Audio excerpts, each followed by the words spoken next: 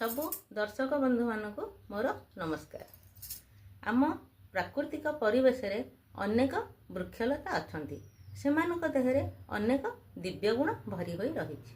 जेमिति जामुकोली खाइले जेतिकी स्वादिष्टि सेतिकी मध्य आम देह पई उपकारी। जामुकोली रे कैल्शियम, पोटासियम, आयरन प्रभृति विभिन्न विटामिन रहिछि।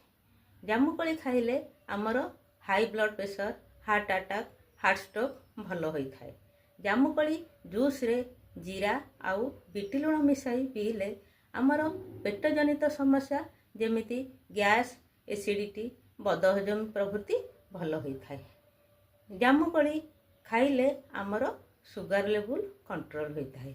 जामुकोली मंजी की गुंड करी खाइले डायबिटीज पेशेंट मानक पई रामबाण सदृश। जामुकोली खाइले आमर इम्यूनिटी पावर बढ़ी थाए।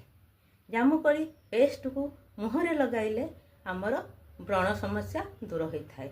जामुकोली पत्र को पानी रे फुटाई कुळुकुंजा कले आमर पायरिया रोग भल होई थाए। जामुकोली आम मानक पई ईश्वरंकर वरदान सदृश। जय जगन्नाथ।